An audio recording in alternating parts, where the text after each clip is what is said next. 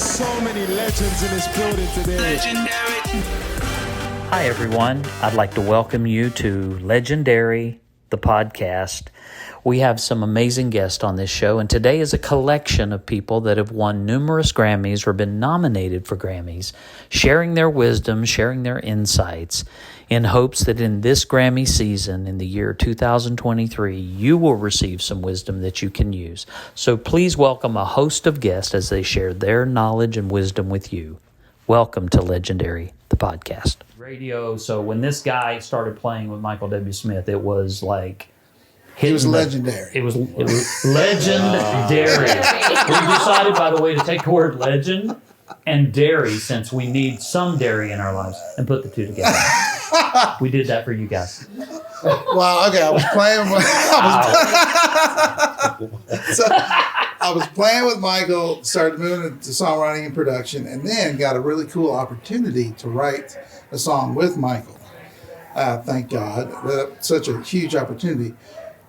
But I didn't really feel my songwriting skills were up to snuff, and I quickly felt that I was in over my head. So what do?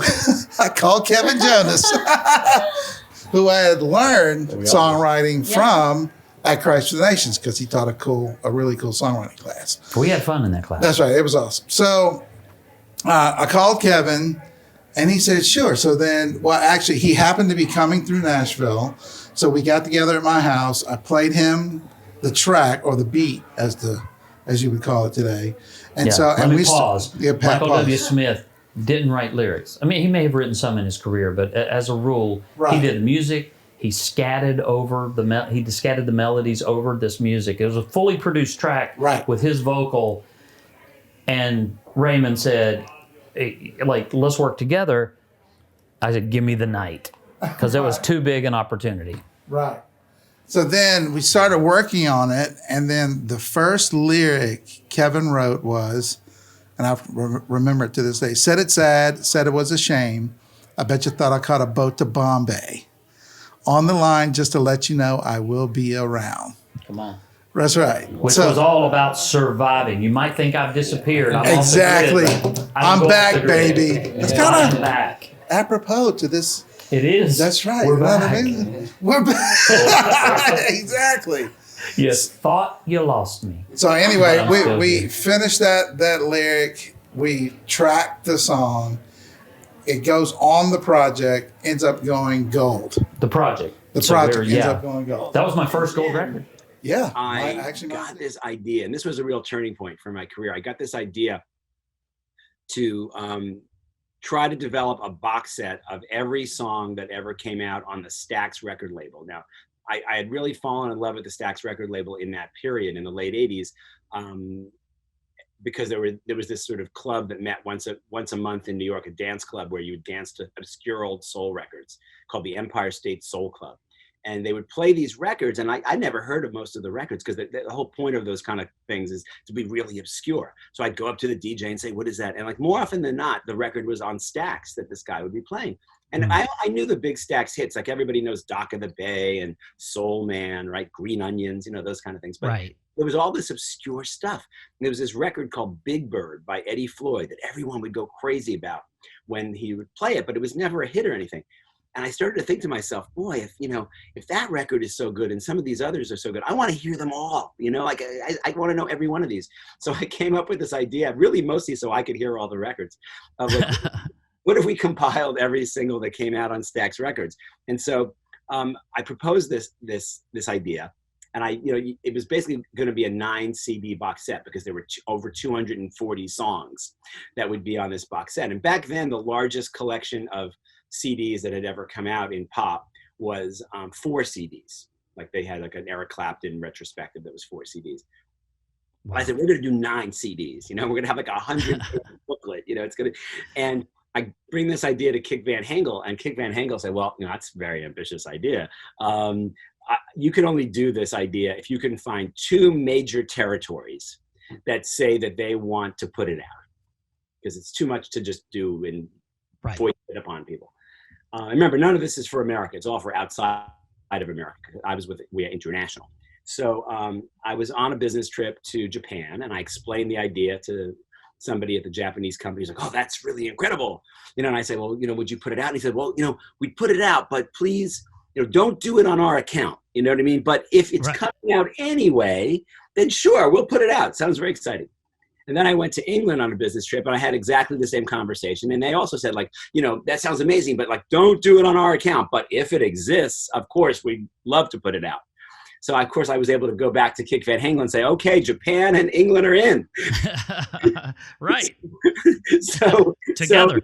So he let me do it. And then it wasn't going to even come out in America, again, because we were the international arm. And I didn't. It was a very kind of exciting project. Like, rock journalists were excited by the prospect of this existing, because they wanted to hear all the records too. Remember, this is before the internet. You couldn't just go on YouTube and like look for a song and find it. If you wanted to find a song that was obscure, that wasn't a hit, you had to do a lot of searching. You had to go to from record store to record store, search through the bins. If you found it, it might cost $100, for a rare single. That's right. So people were excited that this would exist. And so I did this interview with Rolling Stone, and they said, well, we can only really run this piece about this upcoming project if it's going to come out in America. Our magazine comes out in America. That's our audience. And they said, so is it going to come out in America? I said, oh yeah, it's going to come out in America. Of course it's going to come out in America.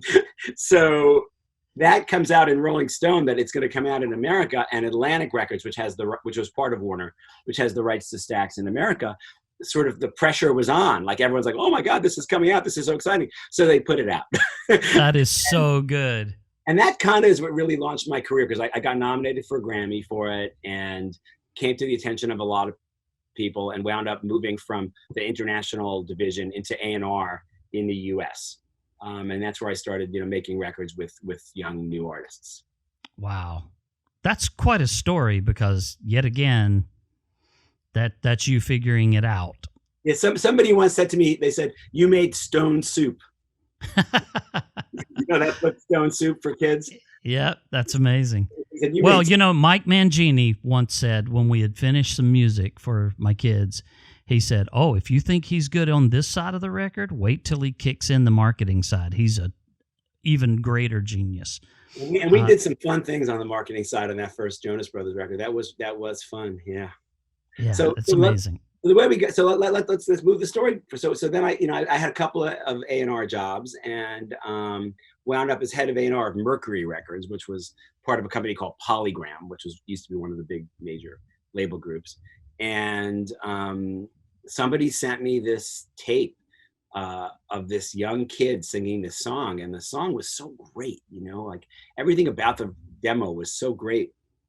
I was kind of sure that I was being put on a little bit, like this kid couldn't really be singing this well. This must be augmented or something, and they're not really playing their own instruments. This is a fake, But the song was really great, so I decided to go out and see them at a county fair in Kansas, and the group was Hanson, and I went to see them, and they really were that great. Like, they got on stage and they performed the song, and he sang as well as he sang it on the demo, and they all played their instruments. And so I said to them, I want to make a record with you. And they didn't believe me. They thought when I left the county fair after spending some time with them, they thought they'd never hear from me again. But I called them back, and we made the Hanson record. And as it happened, it was a big record. It was a #1 single called Bop, and it launched them. And it also kind of played a role in helping to bring back pop music on so many levels. Betty Wright. Now, Betty Wright was a legendary soul singer from Miami, and she actually had her first hit when she was 13 years old. She had a top 10 R&B hit called Girls Can't Do What the Guys Do. And then she had her biggest hit in the early 70s when she was 17 called Cleanup Woman. And she'd gone on and just to have an incredible career.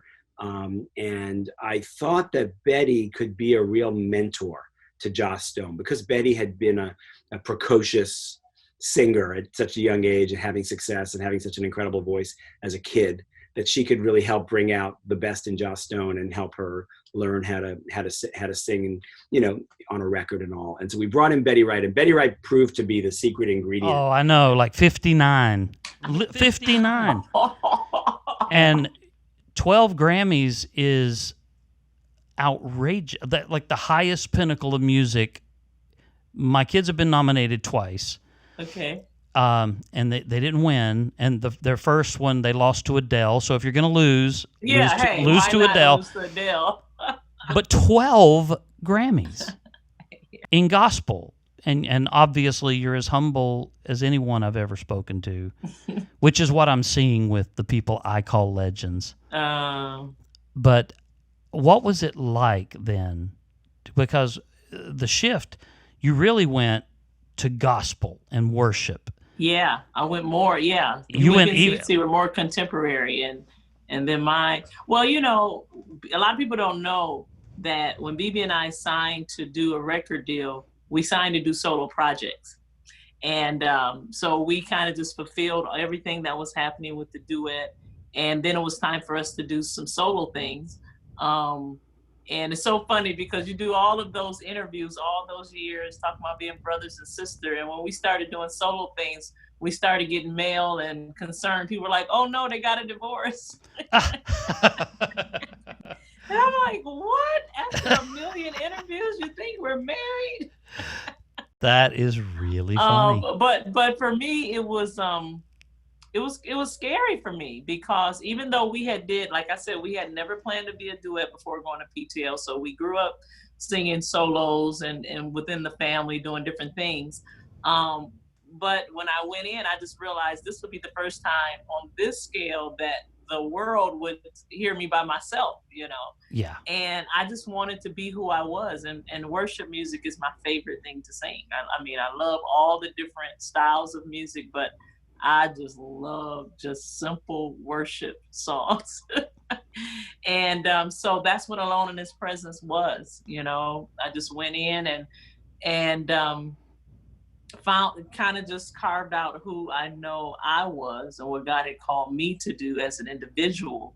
And it was a blessing because again, even before it came out, I always sent it to my pastors to kind of pray and listen to what I was doing. And they had put something of a part of it on one of the answering services or something of Alone in His Presence. And so I remember them sharing with me that somebody, and this was before I released it, somebody had called and it was in an uproar, just going through a whole lot of trouble. And they put them on hold. And when they came back, the person said, who is that singing? Because I just know everything is going to be all right, you know? And so God had already used it before we put it out, you know? And that's so awesome. the testimonies from that, from what I've done as a solo artist, it's just been, I don't know, overwhelming. It's very humbling to just do what God has given you. And it could be such a very simple offering, but when you give it to Him, how He can use it to bring life, you know, to bring joy, to bring encouragement, to uplift people, to bring answers, you know. It's just it's been. And you know, that Amy Grant record when she was singing "What a Difference You Made in My Life" and all those, she was 16, you know, and Brown Bannister produced it. Yeah. And I was like, man, she's the prettiest girl that ever lived, and she sings, you know. So I got to open for her, which was so really cool. And what year was that? That was probably like 1992 or 3. The Great Adventure was out, but just barely. So maybe around, maybe 93, 94, something like that. And she was huge. Like, it's hard to even describe going from Father's Eyes, El Shaddai, and into like her pop days. Baby and just exploded. Yeah. So, but you had to feel great. The Hollywood Bowl is such a great venue. Oh gosh, yeah. The only time I ever played it, it was amazing. So cool. And so I mean, I got, you know, started getting some opportunities like that, and then, you know, just taking artists out, you know, with me on tour. The Newsboys, and, you know, toured with me, and Audio Adrenaline, and they were still going, and, you know, so I had incredible opportunities, and it was so encouraged by so many, you know, that I remember, you know, I mentioned His Eyes, the first time I played that and introduced that to Gospel Music Association GMA week, where they would play new music, and there was a room full of radio and retail people, and some other artists were there, and we played my song His Eyes, and then, you know, people applauded politely, and Michael Card, who you probably remember. Oh, Michael yeah, Card. of course. He was just a wrote El Shaddai. Yeah, right. Wrote El Shaddai, right? Theologian extraordinaire and singer-songwriter. Come to the table. Yeah. Well, Michael, who I just thought so highly of as a songwriter, because the way he would take theology and these super heavy, you know, weighty themes and weave this beautiful melodic song around it. He stood up to his feet and applauded me for the song His Eyes. And that was one, I still mark that as one of those most encouraging moments, because here's a guy that you respect so much, and him standing up, not in a room of a standing ovation, but making it a point. And he's not a guy to make up anything obvious of himself. He's very shy, very quiet, reclusive almost. But he just stood up and just said, that's a great song. So, you know, moments like that again, kind of put wind in your sails, you know, and keep you going. Absolutely. And you need them. Yeah. And you need those people that will come along and at the right time say the right thing and become a champion for you. Yeah, absolutely. I don't know if you remember, but Nick, at 11 years old, 12 years old, actually announced some of the Dove Awards with you. Are you serious? Yeah, he was. I did not remember that. He was crazy. He was this big. Yeah. And he came because INO was doing the joint venture with Columbia and David Massey. And it was going to be Christian and mainstream at the same time. But he was announcing with you. That's crazy. Oh, man, I'd give anything to find a clip or a picture. I'll see if I can find it. Yeah, it's got to be out there somewhere. That'd be amazing. Oh, man. Love it. Oh, that's so good. Well, I mean, look, very few people have seen the success that you've seen. I was thinking about, as I was looking through your bio, 49 number one records. And I know how humble you are and genuinely sweet a man that you are, your spirit and your heart for others. But the aspiration is one number one single. There's 49. The pinnacle is a Dove Award. You have 59. And as I thought about legends, you know, sometimes I go to, of course, the Clive Davises, and it looks like he's going to do it, and some others, and we're going to have a great guest list. But I started going through genres, and you had to be a part of this. But as they come, the Grammys, the Dove Awards, what are some of the lessons you've learned as you've passed these milestones that individually would be big for another person, but they become a career norm for you? And I say that carefully because I know how hard we all fight for everything. Yeah. You know, it's not easy to have a number one. Yeah. It takes a lot out of you. Yeah. And it's not easy to win a Dove Award, and it takes a lot out of you. It's not easy to win a Grammy. I mean, you know, you've won 5. My kids have been nominated twice. It's not easy. Yeah. What are some of the lessons that you've learned, good or bad, that have come with the success and the repetition of that success? You mentioned earlier remembering makes us thankful, you know, helps us be grateful, because we look back and we realize how,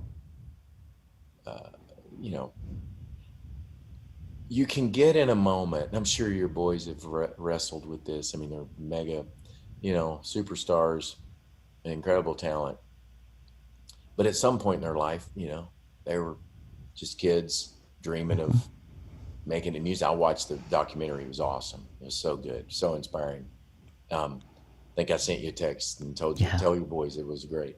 And I did. But yes, it's looking back, we all cried just watching it.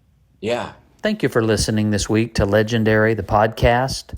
We had some amazing guests sharing their wisdom from their Grammy nominations and Grammy wins and their careers throughout their lives. We encourage you to please like, follow, share, let everyone know about the podcast, and we'll see you back next week.